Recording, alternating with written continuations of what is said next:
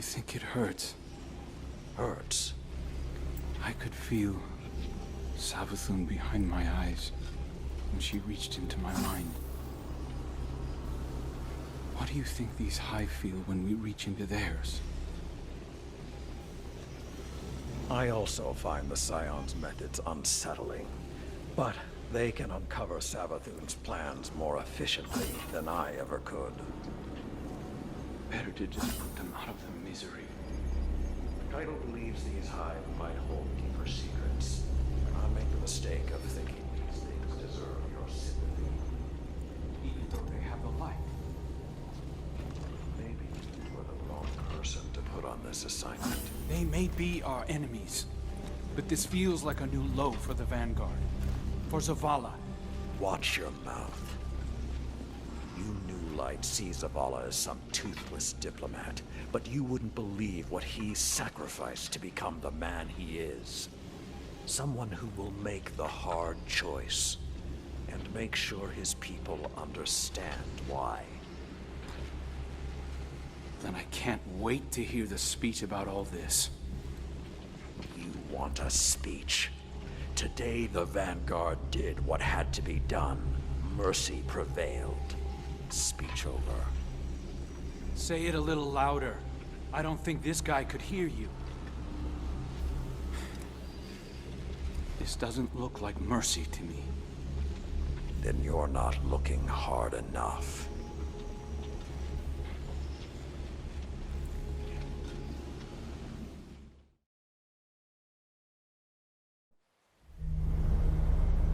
Long ago, even before there was a last city, I was deep on patrol in the old forest when a local villager sought me out. They asked me to catch a thief. I told them the Iron Lords were no mercenaries, but I saw their pride as well as their poverty. When they offered me a loaf of black bread instead of coin, I agreed. Just before sunrise, I caught my thief. A young girl, stealing what she could carry. Food when she could find it, coin when she couldn't, weapons to protect what she had taken. There was no fear in her eyes. She said the bandits in the forest ordered her to steal in exchange for protection. The penalty for theft in those times was death. Instead, I pulled the crest from around my neck and pressed it into her hands.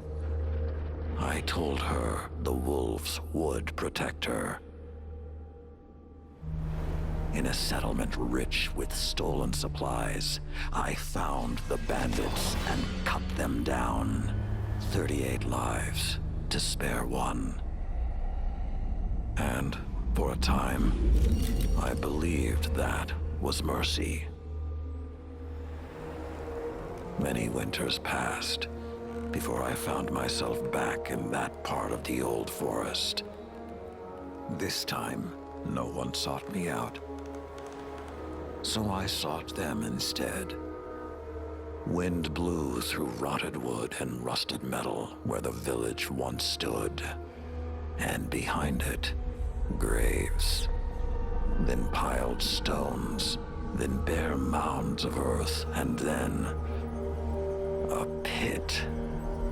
My blood was high. I tore through the forest, hunting for those responsible. Finally, in a settlement rich with stolen supplies, I found her.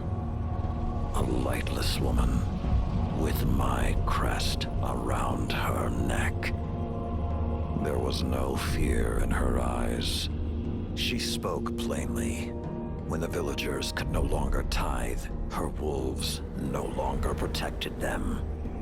She bled them dry, and when they had no more to give, she sent in her men, unleashed her wolves.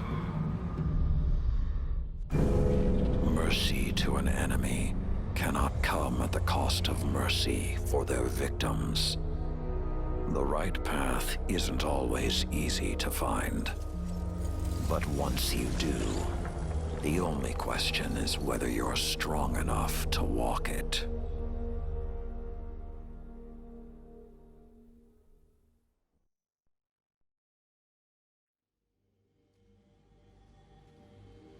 Consider that the next time you feel pity for our enemies.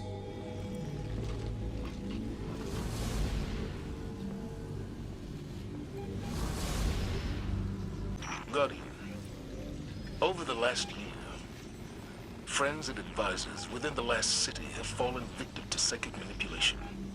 Those losses and the rediscovery of the Crown of Sorrow meant that we had to develop psychic countermeasures. So I authorized the deployment of this containment unit developed by Kaito Scions for psychic analysis of the Hive. The machine can hold the Hive in a painless limbo, neither alive nor dead. This allows Scion operatives to examine their minds, gleaning the information we need. After everything that happened to Osiris, it makes me uncomfortable to rifle through their brains like this. But Guardian lives are at stake. You will be our boots on the ground, and Lord Saladen will oversee the operation to ensure everything goes smoothly. We'll only have this asset for a limited time, so make it worthwhile. Good luck.